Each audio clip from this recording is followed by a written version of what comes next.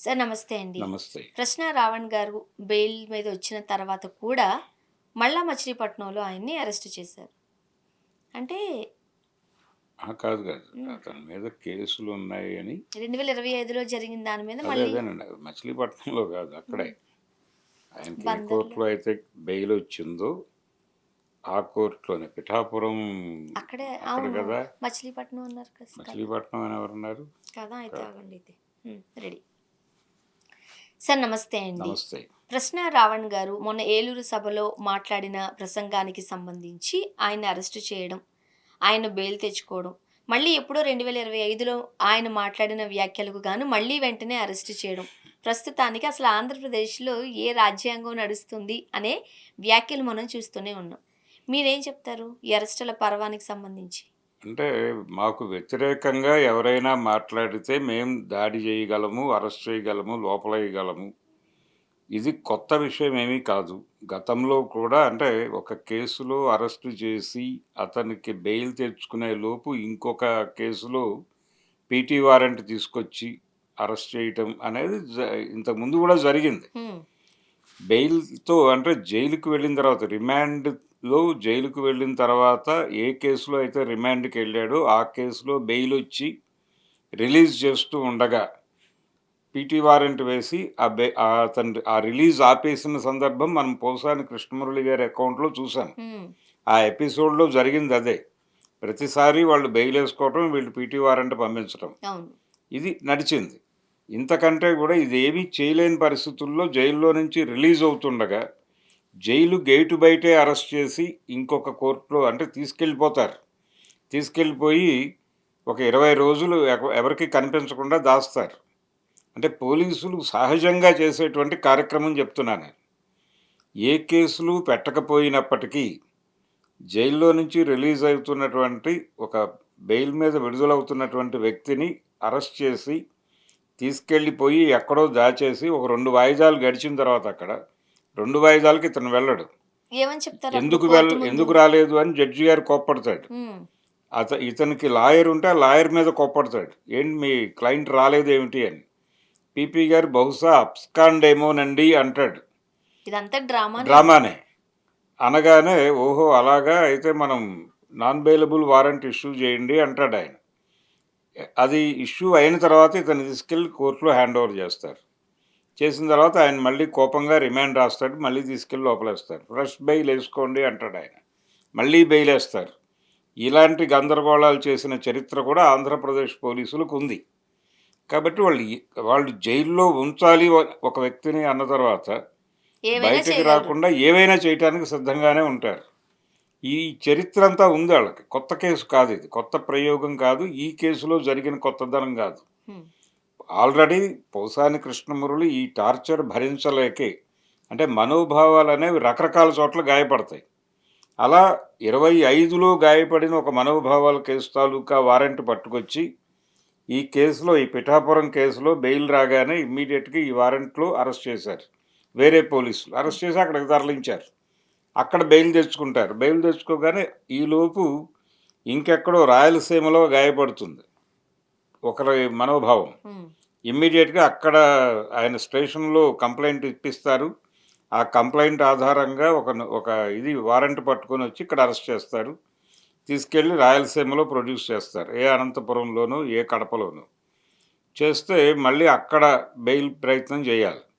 ఇవన్నీ అయిపోయిన తర్వాత ఈ అన్ని కేసుల్లోనూ బెయిల్ తీసుకొని ఇంకా వీళ్ళు కొత్త కేసులు పెట్టరు అని రూఢి అయిన తర్వాత బెయిల్ మీద రిలీజ్ అయిన తర్వాత ఈ అన్ని చోట్లకి వాయిదాలకు తిరగాలి కోర్టులకి. హ్మ్. కడప వెళ్ళాలి, అలాగే పిఠాపురం రావాలి, అక్కడి నుంచి ఈ కొత్త వారెంట్ ఎక్కడి నుంచి పుట్టుకొస్తే అక్కడికెళ్ళాలి. ఇవన్నీ తిరగాలి. ఈ తిరిగే క్రమంలో అతను వేరే పని చేసుకోలేడిక. జీవితం ఈ కోర్టుల చుట్టూ తిరగటంతో అయిపోతుంది. అయిపోయింది. ఈ కోర్టులకి తిరగటానికి డబ్బులు సంపాదించుకోవడానికి కూడా అతనికి టైం ఇవ్వరు.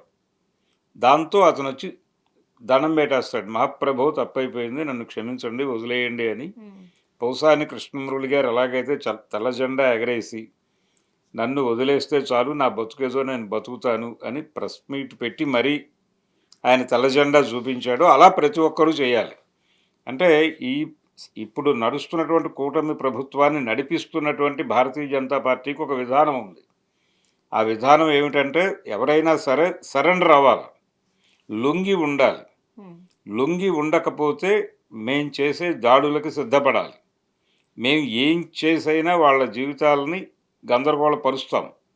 అణిచివేస్తాం, తొక్కేస్తాం, ఏదైనా చేస్తాం. కాబట్టి ఎవరైనా సరే లొంగి ఉండాలి. నోరు విప్పితే ఇప్పుడు పవన్ కళ్యాణ్ గారు చెప్తున్నాడు. మరీ అలా తిడితే ఊరుకుంటారా అని.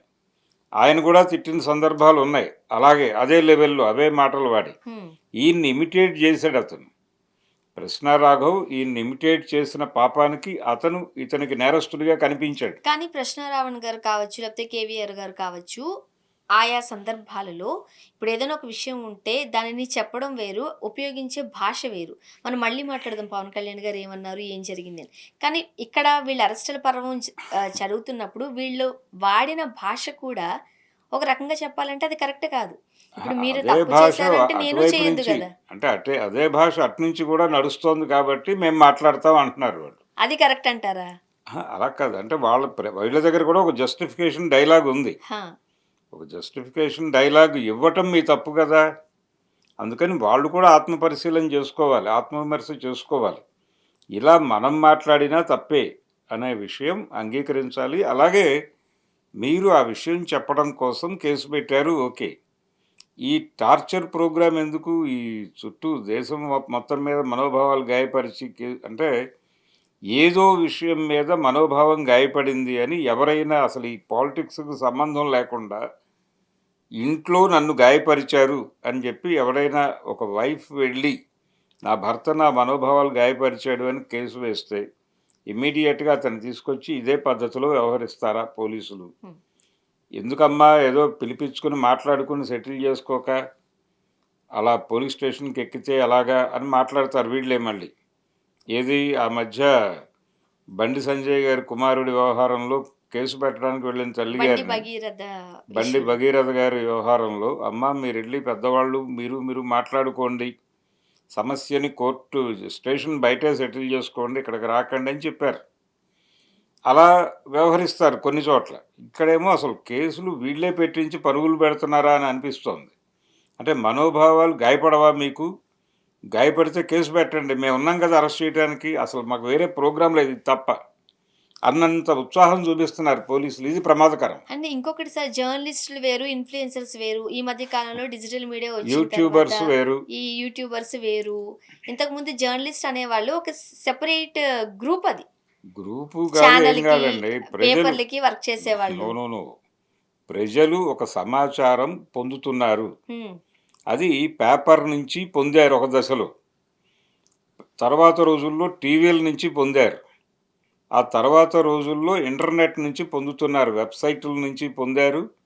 అలాగే ఇప్పుడు యూట్యూబుల నుంచి పొందుతున్నారు. యూట్యూబుల నుంచి పొందింది అదే. పేపర్ నుంచి ఏదైతే పొందారో దాన్నే ఇప్పుడు యూట్యూబుల ద్వారా ప్రజలు కన్జ్యూమ్ చేస్తున్నారు. అందుకని ప్రజలకి వార్తలు చెప్పటం, లేకపోతే వ్యాఖ్యానాలు చెప్పటం. ఈ 2 ఆ రోజున పేపర్‌లు గూడా జేశాయి. అంటే ఏదో ఒక ఛానల్ తరపు నుంచో, పేపర్ తరపు నుంచో జర్నలిస్ట్ అనేవాళ్ళు రిప్రజెంట్ చేస్తూ ఉండేవారు. వారికి కొన్ని ఒక రకంగా చెప్పాలంటే అర్హతలుండేవి. జర్నలిస్ట్ గనక నిన్ను క్వెషన్ చేసినట్లయితే, నీ దగ్గర మైక్ పెట్టినట్లయితే ఆన్సర్ చేయాల్సిందే లాంటి ఒకటి నడిచేది. ఇప్పుడు ప్రతి ఒక్కరు జర్నలిస్టులుగానే, అంటే రాజకీయాలు తెలిసిన ప్రతి ఒక్కరు కూడా జర్నలిస్టులుగా మేము కూడా జర్నలిస్టులమే అని పిలువబడుతున్న ఈ నేపథ్యంలో వీళ్ళకి మధ్య కూడా ఒక ఘర్షణ తీసుకొచ్చారు గానీ, అంత ఘర్షణ ఏమీ అక్కర్లేదు. ఓకే. ప్రతి ఒక్కరు జర్నలిస్ట్. ప్రతి మనిషి జర్నలిస్ట్‌గా మారాడు సోషల్ మీడియా వచ్చాక. వచ్చిన తర్వాత అవును. అంటే తనకనిపించిన విషయాన్ని, జరుగుతున్న వ్యవహారాల పట్ల తనకనిపించిన విషయాన్ని ఓపెన్‌గా వాళ్ళు ఏ ప్లాట్‌ఫార్మ్ మీద మెంబర్‌గా ఉన్నారో, ఆ ప్లాట్‌ఫార్మ్‌లో రాస్తున్నారు, మాట్లాడుతున్నారు కూడా. ఏది ఒక లేమ్యాన్ వాళ్ళు వేరే ఉద్యోగం చేసుకుంటాడు. ఒక రిక్షా కార్మికుడు ఒక ఫోన్ పెట్టుకుని తన జీవితంలో ఉన్న కష్టాలను చెప్పుకుని అక్కడ పెడుతున్నాడు. ఇలాగే పత్రికల్లో ఆర్టికల్స్ రాశారు కదా గతంలో ఎడిట్ పేజీలో. హ్మ్. మరి ఎడిట్ పేజీ ఆర్టికల్స్‌లో ఆ రాసే వాళ్ళ రచయితలు వాళ్ళ అభిప్రాయాలు చెప్పేవాళ్ళు కదా! ప్రపంచం గురించి. మరి అది కూడా తప్పే కదా! మీరు వార్తని వార్తగా చెప్పట్లేదు అంటున్నారు. వార్తని, వ్యాఖ్యానాన్ని కలిపి చెప్తున్నారు యూట్యూబర్సు అంటున్నారు. యూట్యూబర్స్ మాత్రమే కాదు, మెయిన్ స్ట్రీమ్ మీడియా కూడా అదే పని చేస్తోంది. అదే పని చేస్తూ ఇప్పుడు ఉదాహరణకి తెలుగుదేశాన్ని భుజానేసుకొని మోస్తున్న ఛానల్స్ కొన్ని ఉన్నాయి. వాళ్ళు గొడ్డలి పార్టీ అని వైసీపీని ఎలా మాట్లాడతారు? అంటే అక్కడ చర్చలో పాల్గొంటున్నటువంటి వ్యక్తులు మాట్లాడితే ఓకే. ఎవరైతే హోస్ట్ చేస్తున్నారో ఆ చర్చని, వాళ్ళు మాట్లాడేస్తున్నారు. హ్మ్. గొడ్డలి పార్టీ అని. వాళ్ళకేం రైట్ ఉంది? వాళ్ళు విషయాన్ని అంటే జర్నలిస్ట్ నార్మ్స్ ప్రకారం చెప్తున్నాను నేను. మీరు ప్యాంపర్ చేయకుండా మాట్లాడాలి కదా! మీరెందుకు గొడ్డలి పార్టీ అంటున్నారు? మానేయండి అది. మీరది మానేసి ముందు మీరు మారాల్సిన అవసరం ఉంది. వాళ్ళు జర్నలిస్టులు అయినప్పుడు వీళ్ళెందుకు కాదు? చూడొద్దాం అసలు ఈ గొడవ వాళ్ళని ఎంతవరకు జర్నలిస్టులు అంటున్నారు గదా! చూద్దాం ఈ గొడవ ఎంతవరకు వెళ్తదో, ఏం జరుగుతదో. Thank you so much. Thank you.